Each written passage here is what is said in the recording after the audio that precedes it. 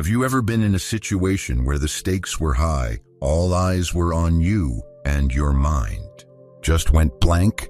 That frustrating moment where you know the answer, you have the idea, but your brain and your mouth refuse to connect. The words come out jumbled, or worse, they don't come out at all. You're left feeling foolish, frustrated, and wishing you could have a do-over. What if I told you that the ability to think fast and speak clearly under pressure isn't a gift you're born with, but a skill you can build? Welcome back to the Mind Shelf, where we unlock the full potential of your mind. Today, we are embarking on a deep dive, a complete masterclass designed to rewire your brain's response to pressure. We'll explore the neuroscience of why we freeze, and I'll give you a powerful toolkit of proactive strategies and in-the-moment tactics to transform that panic into poise. By the end of this video, you won't just understand how to speak clearly under pressure. You'll have a roadmap to becoming the most confident, articulate, and commanding communicator in the room. Let's begin. Introduction: the universal fear of the blank slate. The conference room is silent, save for the low hum of the projector. All eyes are on you. The senior vice president has just asked a pointed question about a discrepancy in your quarterly report. You know the answer. You spent all last week preparing for this, poring over the data until the numbers danced in your dreams. You open your mouth to respond, and what comes out is nothing. A half-formed a stammer, a desperate search for a coherent thought in a mind that has suddenly become a snowstorm of static. Your heart pounds in your chest, your palms begin to sweat, and the confident professional you were just moments ago has been replaced by a cornered animal. This scenario, or a variation of it, is a deeply human and near universal experience. It happens in job interviews when we're asked, "What is your greatest weakness?" It happens on a first date when the conversation lulls and we feel the pressure to be witty. It happens in team meetings when we're put on the spot to provide a creative solution. It is the dreaded choke, the moment our cognitive machinery seizes up precisely when we need it most. For many, the conclusion drawn from these experiences is a limiting one. I'm just not good under pressure, or I'm not a natural public speaker. We categorize ourselves as either belonging to the class of quick-witted, silver-tongued orators, or the silent majority who are best left to communicate via email. But this conclusion is fundamentally flawed. The ability to think fast and speak clearly under pressure is not an innate talent bestowed upon a lucky few.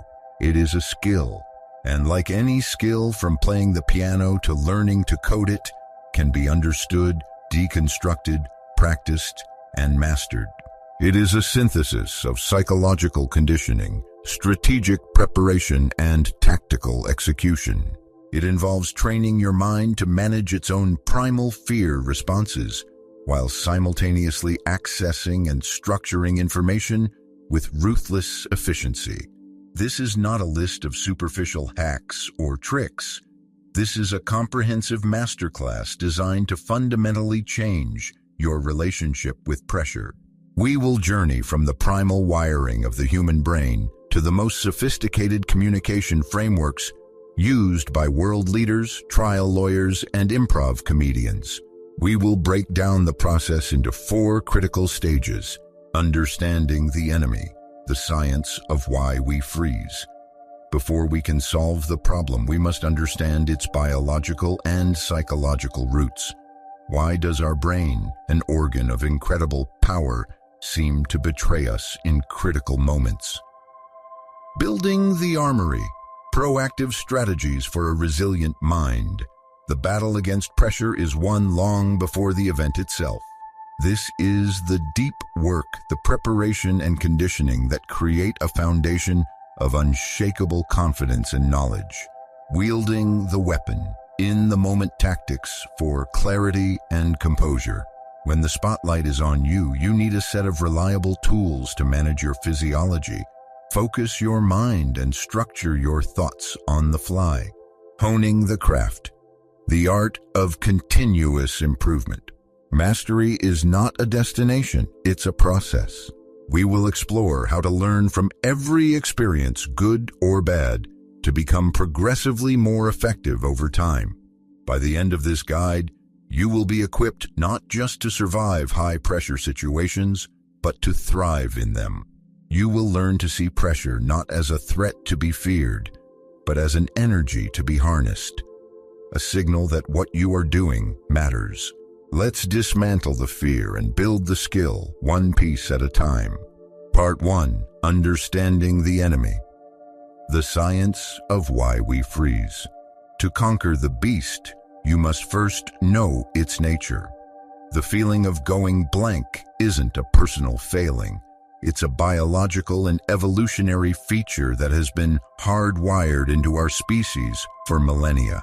Understanding the mechanics of this response is the first step toward overriding it. The amygdala hijack, your brain on threat.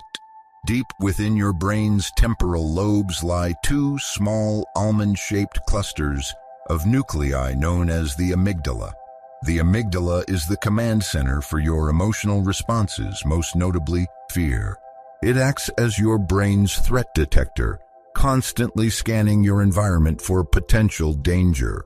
Thousands of years ago, this system was a lifesaver.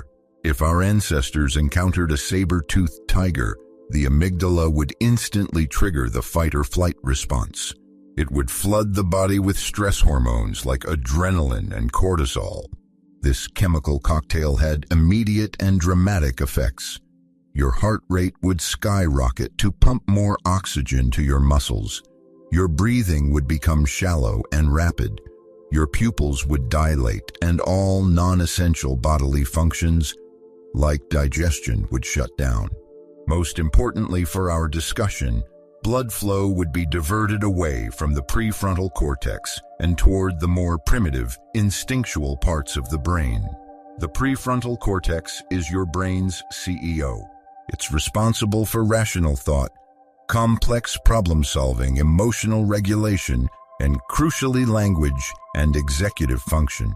In the face of a real physical threat, this diversion makes perfect sense. You don't need to compose a sonnet or debate philosophy when a tiger is about to pounce.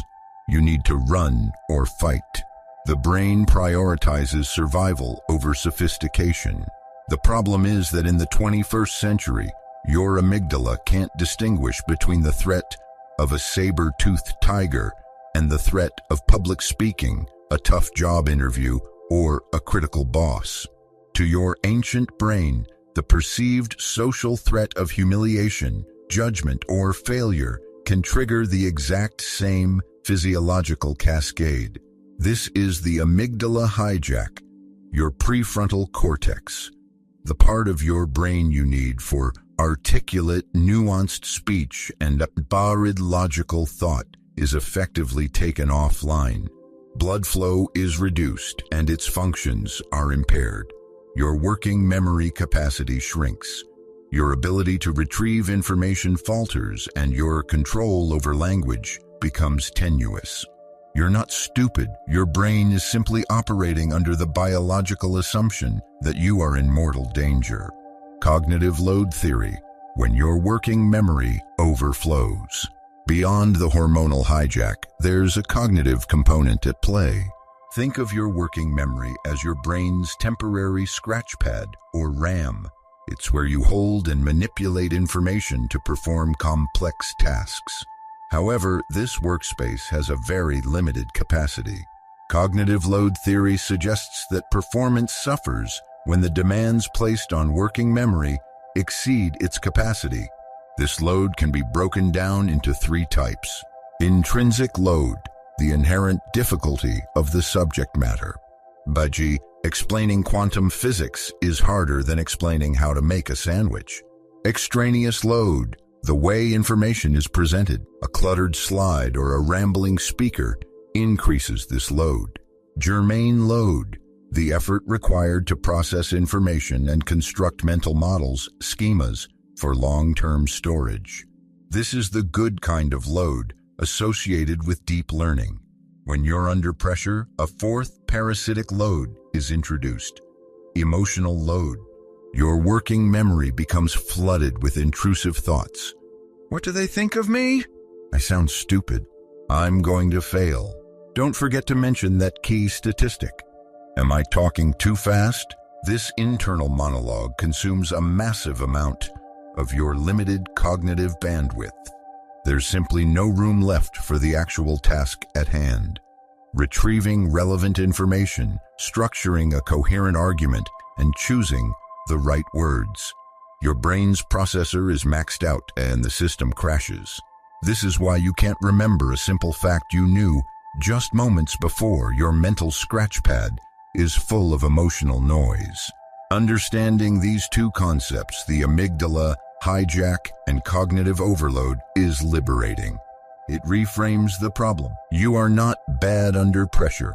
You are a human whose biological and cognitive systems are reacting exactly as they were designed to. The goal, then, is not to eliminate this response, but to manage it. The goal is to learn how to keep your prefrontal cortex online and your working memory free of clutter, even when the perceived stakes are high. Part 2. Building the Armory. Proactive Strategies for a Resilient Mind. Confident and clear communication under pressure is not a performance. It is the inevitable outcome of dedicated preparation. The calm speaker you admire in the boardroom did not just wake up that way. They have, consciously or unconsciously, engaged in practices that built a resilient mind and a readily accessible library of knowledge. This is where the real work is done. 1. The mindset shift from threat to challenge. The first and most crucial step is to reframe your perception of pressure itself. As we learned, your amygdala triggers a threat response, but you can consciously retrain your brain to interpret these situations differently. Psychologists differentiate between a threat state and a challenge state. In a threat state, you focus on the negative consequences. You perceive the demands of the situation to be greater than your resources. This leads to the release of cortisol, constricts blood vessels, and impairs cognitive function. In a challenge state, you focus on the opportunity for gain or growth. You perceive that you have the resources to meet the demands. This leads to a more efficient cardiovascular response, releasing adrenaline but without the debilitating effects of excess cortisol. It enhances focus and performance. How do you make this shift? Through conscious self-talk and reframing. Before, I'm going to be judged. What if I mess this up? This is a test. Threat. After, this is an opportunity to share my expertise. I am well prepared. This is a chance to have a valuable conversation. Challenge. A simple but powerful technique is to reinterpret your physiological symptoms.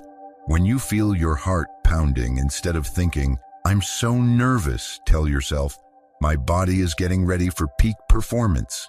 This is energy I can use." By relabeling the physical sensations of anxiety as excitement, you can trick your brain into shifting from a threat to a challenge state.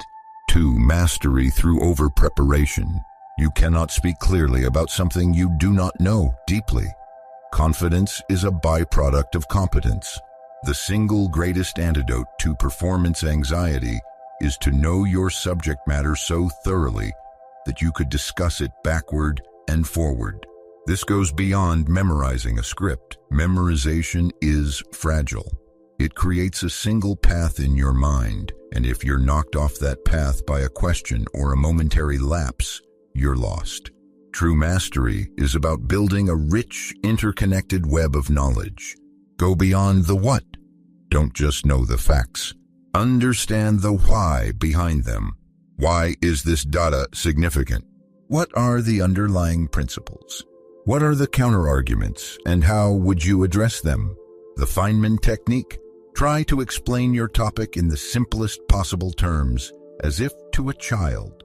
This forces you to distill complex ideas to their essence and reveals gaps in your own understanding. If you can't explain it simply, you don't understand it well enough. Anticipate questions. Spend time brainstorming every possible question, objection, or challenge you could face. Prepare thoughtful answers for each. This mental pre-mortem not only prepares you for the unexpected, but also deepens your core understanding of the topic. When you have this level of mastery, your brain doesn't have to strain to retrieve information. The knowledge is readily available, freeing up your limited working memory to focus on delivery, nuance, and connecting with your audience. 3. Develop a library of mental models and frameworks. Thinking fast isn't about having a faster brain, it's about having better software. Mental models and communication frameworks are pre-built structures for your thoughts. They are shortcuts that allow you to organize information rapidly and effectively, dramatically reducing cognitive load in the moment. Think of them as empty containers. When you're put on the spot, you don't have to build the container from scratch. You just have to fill it with your content. Here are some of the most effective frameworks to practice and internalize. The PREP framework: point, reason, example, point. This is the gold standard for answering questions clearly and concisely. Point: start with a direct, top-line answer to the question. Reason: explain why you believe that to be the case. Provide the logic. Example: give a specific, concrete example or piece of data that supports your reason. Point: conclude by restating your main point, often linking it back to the original question. Example: question: do you think we should invest in the new marketing software? P: yes, I strongly believe we should invest in the new software.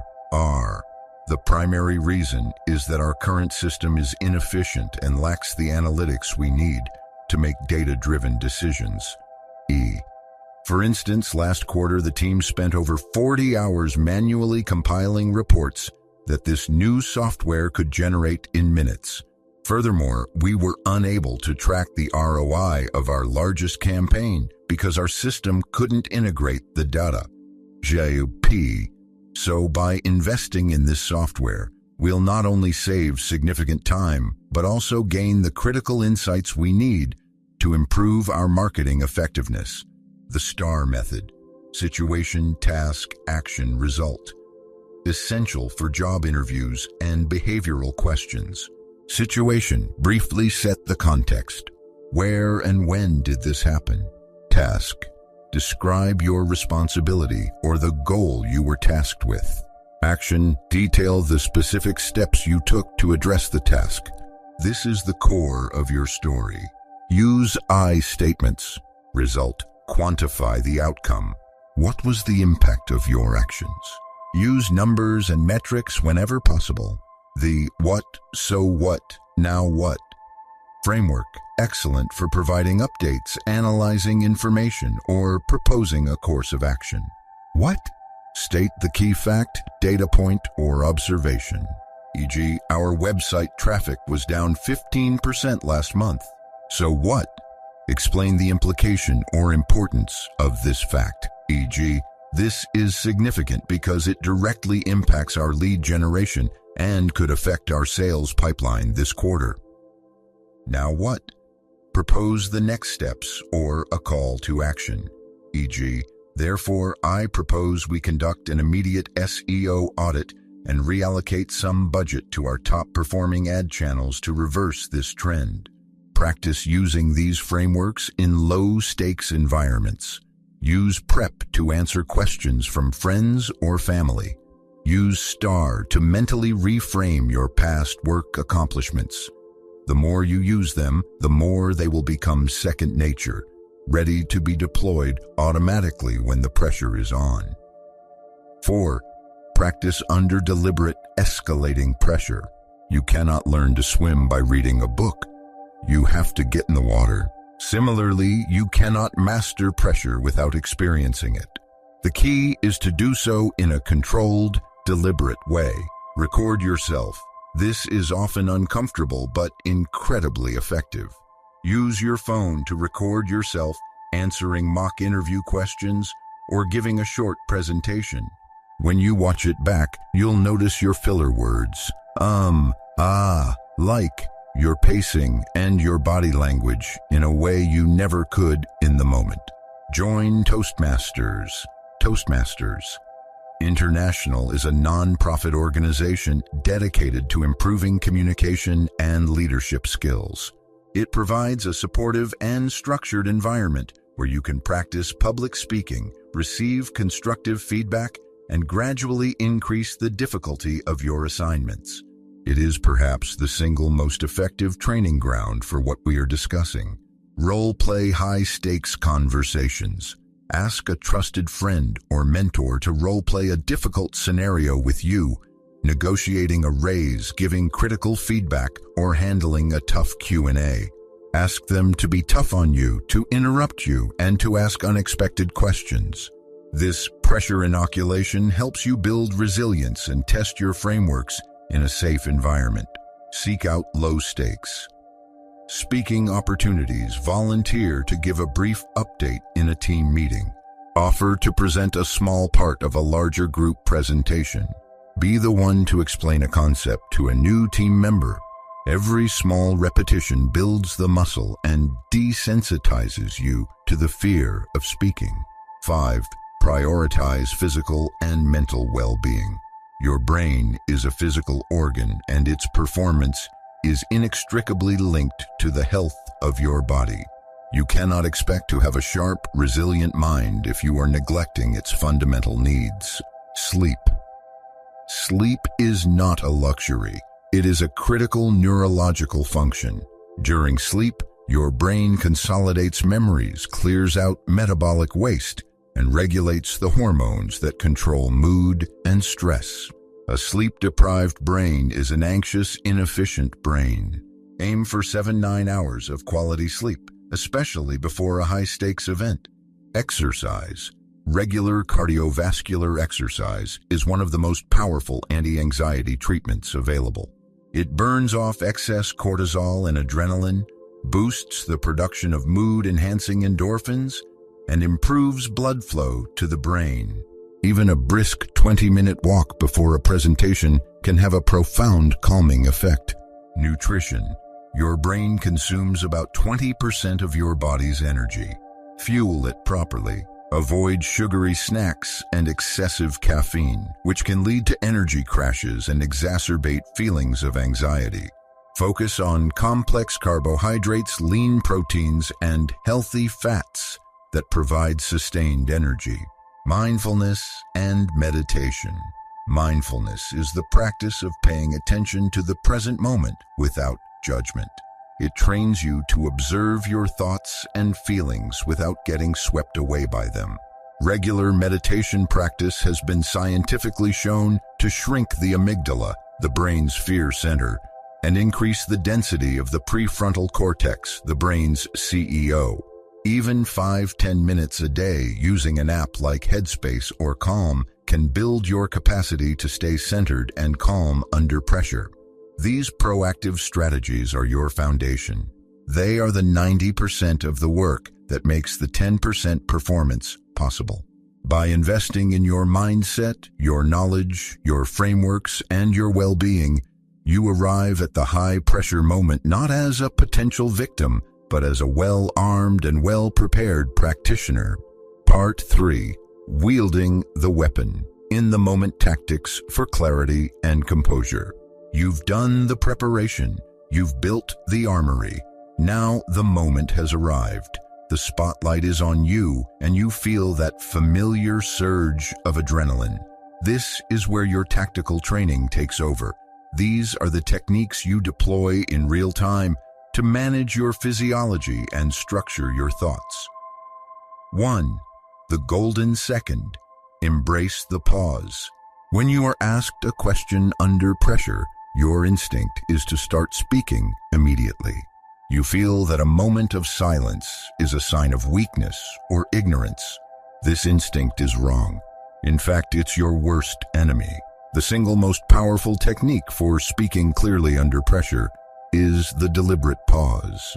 A pause of 2 to 3 seconds is not perceived by your audience as an awkward silence. It is perceived as thoughtfulness, confidence, and control. But for you, that pause is everything. It is a golden second where you accomplish three critical things. It short-circuits the hijack. The pause is a conscious act that breaks the reactive instinctual loop of the amygdala hijack. It tells your brain, I am in control here. We are not running from a tiger. We are going to think. It allows for a cleansing breath. In that pause, take a slow, deliberate breath. Inhale through your nose and let your abdomen expand. Exhale slowly through your mouth. This simple act of diaphragmatic breathing is the fastest way to manually deactivate your fight-or-flight response. It lowers your heart rate and signals safety to your nervous system. It creates space for a framework. The pause gives your prefrontal cortex the moment it needs to come back online and select a mental model. You can consciously think, okay, prep, what is my point? Instead of a panicked jumble of thoughts, you have a clear starting block. Master the art of the comfortable pause. It is the gateway to every other technique. It transforms you from a reactor to a responder. 2. Listen to understand, not just to reply. When we're anxious, we often listen with the intent to formulate our own response before the other person has even finished speaking. This clutters our working memory and means we often miss the true nuance of the question. Instead, practice active listening. Focus completely on the speaker. Tune out your internal monologue. What are they really asking? What is the underlying concern or emotion behind their words? Paraphrase to confirm. A great way to buy yourself even more thinking time and ensure clarity is to briefly paraphrase the question. So if I understand you correctly, you're asking about the long-term budget implications of this project? This not only confirms your understanding, but also makes the person feel heard and respected, building rapport. By listening intently, you give yourself the best possible material to work with. You answer the question that was actually asked, not the one you were anxiously anticipating. 3. Start with your anchor point. When your mind is racing, don't try to formulate the perfect, eloquent, multi-part answer all at once. Just focus on one thing. What is the single most important message I need to convey? This is your anchor point. Once you have your anchor point, the P in prep, state it clearly and concisely. The most critical factor here is, my primary recommendation is, fundamentally this comes down to starting with a strong, clear thesis statement does wonders for both you and your audience. It gives your audience a roadmap for what you're about to say, making your answer easier to follow. And for you, it provides an immediate sense of direction and accomplishment. You've gotten the most important part out. Now you can relax slightly and build upon it with your reasons and examples. 4. Control your physical delivery, the non-verbal signals of confidence. Communication is far more than just the words you use. Your body and your voice send powerful signals that can either reinforce or undermine your message. Managing them is crucial for projecting confidence, even if you're not feeling it. Body language. Ground yourself. Stand or sit with your feet planted firmly on the floor. Feel your connection to the ground. This simple physical act has a psychological grounding effect. Open your posture. Avoid crossing your arms or hunching over, which signals defensiveness and weakness. Keep your shoulders back and your chest open. Use purposeful gestures. Use your hands to emphasize points, but avoid fidgeting, tapping pens, touching your face. Keep your gestures within the box between your shoulders and your waist. Maintain eye contact. Don't stare, but make a conscious effort to connect with your audience. If you're speaking to a group, move your gaze from person to person every few seconds. Vocal delivery. Slow down. When you're nervous, your speaking rate tends to accelerate. Make a conscious effort to speak more slowly than you feel is natural. This projects authority and gives you more time to think. Vary your tone. A monotone voice signals boredom and a lack of conviction. Emphasize key words and vary your pitch to keep your audience engaged. Embrace silence. Just as you pause before you speak, don't be afraid of brief silences between your sentences. They add weight and gravitas to your words and give your audience a moment to process. Eliminate filler words. The ums, ahs, and likes are often placeholders we use while our brain is searching for the next word. Train yourself to replace these fillers with a silent pause. This is a difficult habit to break, but has a massive impact on how articulate you sound. Recording yourself is the best way to identify and begin to eliminate them. 5. What to do when you go blank. Even with the best preparation, it can still happen. You're mid-sentence and suddenly the thought is gone. The key is not to panic. You have several escape hatches. Buy time gracefully. Use a phrase that acknowledges the question while giving you a few extra seconds to think. That's an excellent question. Let me take a moment to consider the best way to answer that. There are several ways to look at that. The first thing that comes to mind is, I want to make sure I give you a complete answer. Let me just gather my thoughts. Ask a clarifying question. When you say inefficiencies, are you referring specifically to the software integration or the workflow process? Park it. If it's a non-critical point or you truly can't recall a specific data point, it's okay to acknowledge it and move on. I don't have that specific number in front of me, but I can tell you the overall trend is positive. I will follow up with the exact figure after the meeting. This shows honesty and a commitment to accuracy, which builds more trust than faking it. The in-the-moment phase is about execution under fire. By mastering the pause, listening actively, anchoring your thoughts, controlling your delivery, and having a plan for when you get stuck, you build a reliable system for performing your best when it counts. Part 4. Honing the craft. The art of continuous improvement. Your performance in a high-pressure situation is not the end of the process.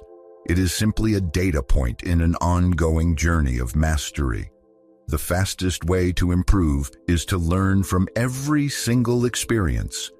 Professional athletes review game footage, and professional communicators should do the same through structured reflection. 1. The post-performance debrief. As soon as possible after the event, while it's still fresh in your mind, take 15 minutes to conduct a personal debrief. It's crucial that this is done with self-compassion, not harsh self-criticism. The goal is learning, not self-flagellation. Ask yourself 3 simple questions. What went well? Start with the positive. Did you remember to pause? Did you successfully use the prep framework? Did you handle a tough question with grace? Acknowledging your wins reinforces good habits and builds confidence for the next time. What could be improved? Be specific and objective. I want to work on reducing my use of the word like. I noticed I started speaking too quickly when I got nervous. I could have used a stronger example to support my main point. What will I do differently next time? This is the most important step. Turn your observations into an actionable plan.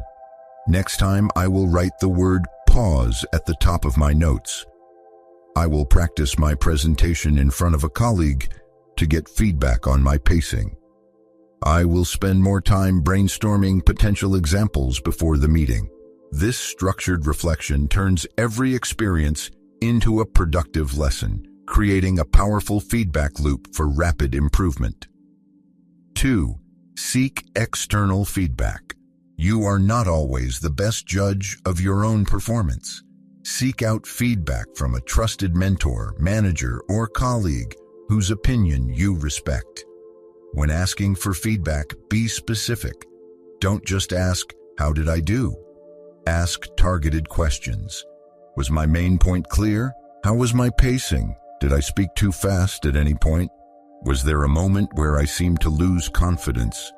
What is one thing I could do to make my message more impactful next time? Receive the feedback with grace. Do not get defensive. Thank the person for their time and honesty. Remember, constructive criticism is a gift that helps you see your blind spots. 3. Embrace a growth mindset. Finally, internalize the core philosophy of this entire guide. Communication under pressure is a skill, and you are capable of improving it. Carol Dweck's research on mindset is profoundly relevant here. A fixed mindset assumes that your qualities are carved in stone. You're either good at it or you're not. A stumble is proof of your inadequacy. A growth mindset assumes that your abilities can be developed through dedication and hard work. A stumble is not a failure. It is an opportunity to learn and grow stronger. Every time you face a high-pressure situation, see it not as a final exam, but as a sparring session. It's practice. It's an opportunity to test your skills, see where they hold up, and identify where you need more training. With this mindset, the fear of failure diminishes, replaced by a curiosity for growth. Conclusion: the journey to poise. The journey from panic to poise, from a blank slate to articulate clarity, is not short or easy. It requires a fundamental shift in how you view pressure, a dedicated commitment to preparation, disciplined tactical execution, and a humble dedication to continuous improvement. We have seen that the fear of going blank is not a personal failing, but a deep-seated biological response. The amygdala hijack exacerbated by cognitive overload. But we are not slaves to our ancient wiring. By reframing pressure as a challenge, we can change our physiological state. By achieving true mastery over our subject matter and internalizing mental frameworks like PrEP and STAR, we build an unshakable foundation of knowledge and structure. By practicing under controlled pressure, we inoculate ourselves against fear. And by caring for our physical and mental health, we ensure our brains are running at peak capacity. In the moment, the power of the deliberate pause is your greatest ally. It is the key that unlocks your ability to breathe, think, and structure. Combined with active listening, a focus on your nonverbal cues, and a toolbox of recovery techniques, you can navigate even the most challenging conversations with grace and control. Finally, remember that mastery is a process of iteration. Every conversation, every presentation, every interview is a chance to debrief, learn, and refine your craft. Embrace the growth mindset and celebrate your progress. The next time you feel that familiar surge of adrenaline, you will not see it as a prelude to panic. You will recognize it as a signal that you are engaged in something that matters. And you will be ready. You will pause, you will breathe, and you will speak with the clarity and confidence that comes not from a lack of fear, but from the mastery of it. And there you have it, a complete framework for transforming your response to pressure. Remember, this isn't about becoming a different person. It's about removing the mental and biological barriers that are hiding the articulate, intelligent, and capable person you already are. It's a skill, and like any skill, it grows stronger with practice. So my challenge to you this week is to pick just one technique we discussed. Maybe it's practicing the PrEP framework in a conversation, or simply taking a deliberate pause before you answer a question and put it into action. What are your biggest challenges when it comes to speaking under pressure? Share your experiences and insights in the comments below. Let's learn from each other as a community. And if you found this deep dive valuable, please give this video a like, share it with someone who might benefit, and be sure to subscribe to the Mind Shelf for more content designed to help you master your mind. Thank you for spending your time with us here at the Mind Shelf. Keep learning, keep growing, and we'll see you in the next video.